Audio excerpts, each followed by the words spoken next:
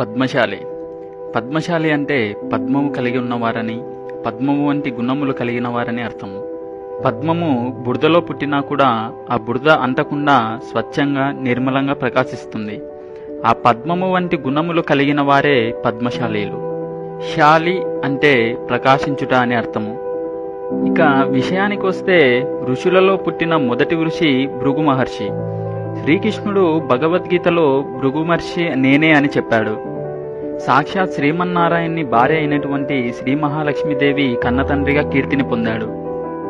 పద్మశాలి వంశ మూల పురుషుడైన భృగు మహర్షి కర్దమ ప్రజాపతి కూతురు ఖ్యాతిదేవిని వివాహం చేసుకున్నాడు. తరువాత భృగు మహర్షి ఖ్యాతిదేవికి దాత విధాత అని 2 కొడుకులు, శ్రీ అను ఒక కూతురు జన్మించారు. భృగు మహర్షి తన కూతురైన శ్రీని శ్రీ మహావిష్ణువుకిచ్చి పెళ్లి చేశాడు. అందువలన పద్మశాలీలకు శ్రీ మహావిష్ణువుకు అత్తింటివారని, శ్రీకి పుట్టింటివారని చెప్పడం జరిగింది. తరువాత భృగు మహర్షి కొడుకులు దాత విధాతలకు మేరువు కూతురులైన ఆయతి నియతిలను ఇచ్చి పెళ్లి చేశారు.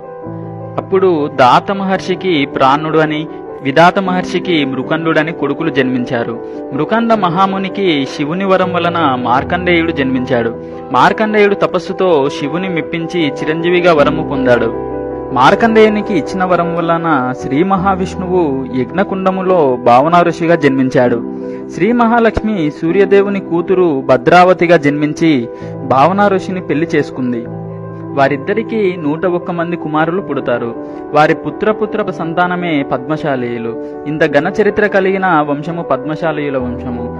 దేవతలకు ఇష్టమైన వారు పద్మశాలీయులు. శ్రీహరికి అత్తింటివారని, శ్రీ మహాలక్ష్మికి పుట్టింటివారని, మాతృవంశమున సూర్యునికి మనవళ్లుగా, పితృవంశమున బ్రహ్మకు మనవళ్లుగా పద్మశాలీయులకు ఈ ఘనకీర్తి వచ్చింది.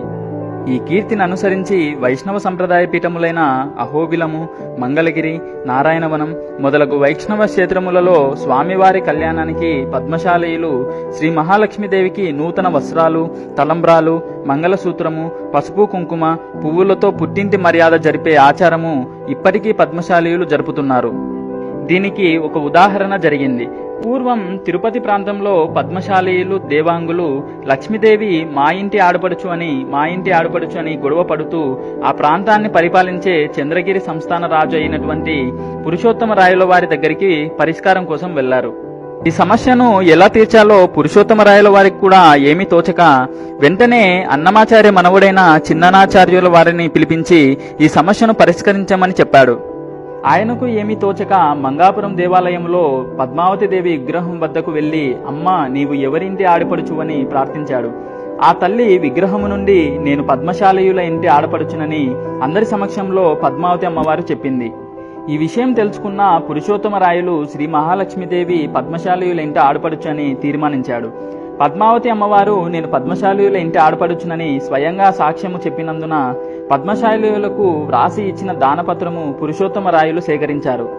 ఇంతటి ఘనచరిత్ర కలిగిన పద్మశాలీయులు ఋషి పరంపరకు చెందినవారు. పద్మశాలి వంశానికి మూల పురుషుడు భృగు మహర్షి కాబట్టి పద్మశాలీయులను భృగువంశీయులను కూడా అంటారు.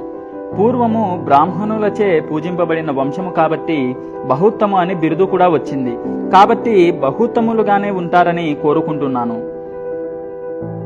నా నెక్స్ట్ వీడియోస్లో